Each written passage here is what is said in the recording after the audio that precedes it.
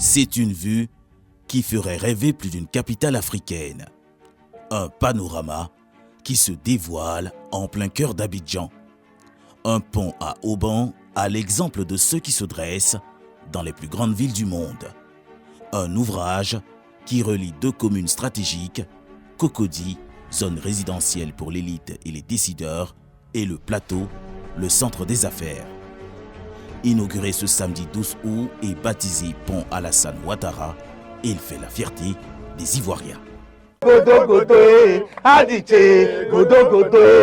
Dans le temps avant, on quitte à la maison, on tape près de 1 heure du temps avant d'arriver au boulot. Maintenant, une fois qu'on prend le pont, en moins de 2 minutes, paf, on est au plateau. Nous, aujourd'hui à Bingerville, pour rentrer au plateau, on n'aura pas besoin de passer par Djamé. On a Cocody net, on est au plateau. Vraiment, l'émotion y est tellement, je ne sais pas ce que je vais dire. Un pont achevé, mais en réalité, première étape d'un chantier titanesque, celui de l'aménagement de la baie de Cocody. Un grand chantier, comme il s'en multiplie depuis quelques années, à travers toute la Côte d'Ivoire. C'est le cas de celui-ci. L'autoroute Y4, une voie de contournement qui ceinture le Grand Abidjan, longue de 24 km, une route toujours en chantier, mais qui suscite un fort engouement.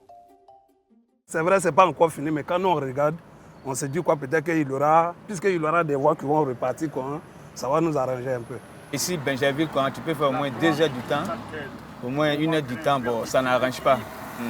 Donc, avec les voies, sincèrement, je sais que ça a amélioré beaucoup. Mais une autre voie est encore plus attendue, celle du métro d'Abidjan. Un projet révolutionnaire pour le pays et pour lequel les procédures de libération d'emprise se poursuivent avec 10 000 personnes déjà indemnisées à ce jour sur les 15 023 impactées. Le métro desservira 8 communes du district d'Abidjan et transportera par jour 540 000 passagers. Pont, métro ou encore route. Le pays a enclenché une nouvelle vague de modernisation avec plusieurs infrastructures de premier plan lancées par le gouvernement ivoirien. On a des infrastructures extrêmement importantes, le pont à haubans, le 4e pont, les sorties est, les sorties ouest, je dirais, de Thomasé, de Songon, on a l'autoroute de contournement. Bon, tout ça, ce sont des routes qu'on est en train de faire, qu'on est en train d'élargir, qu'on est en train d'agrandir. Abidjan est en train de se transformer complètement. Ce n'est pas les 2 ou 3 routes que vous êtes en train de voir.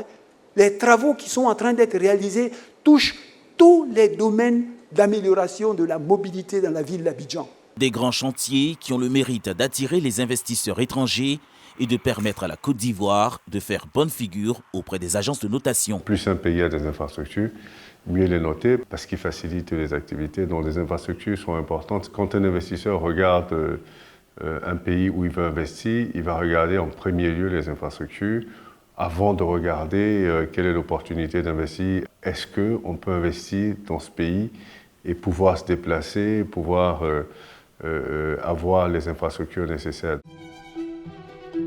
Et justement, l'action du gouvernement ivoirien ne se limite pas à Abidjan. De nombreuses villes de l'intérieur du pays sont aussi concernées. À 340 km d'Abidjan, voici la Côtière. Une route capitale qui relie les 2 villes portuaires du pays, Abidjan et San Pedro.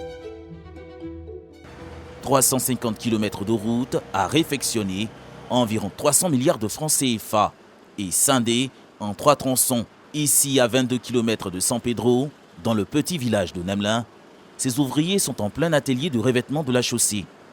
Prenez, prends la pelle, tu me fais un bon sablage. Une épaisseur qui lui permettra d'avoir une durée de vie moyenne d'environ 25 ans.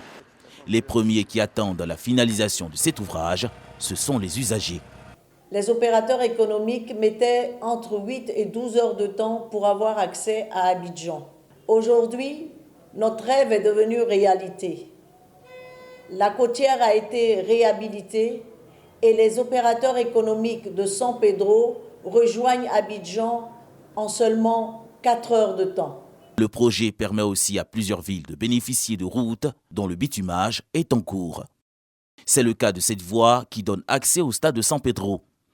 Les travaux de terrassement déjà bien avancés devraient s'achever à temps pour la prochaine Coupe d'Afrique des Nations de football. Au niveau de San Pedro, il y a 25 km qui sont en cours de réalisation au niveau de la voirie urbaine. San Pedro, Abidjan, mais aussi Yamoussoukro, Daloa, Aboissou, Odiné, Bouna ou Bouaké. Aucune zone du pays n'échappe à ce vaste programme de réhabilitation et de bitumage de la voirie.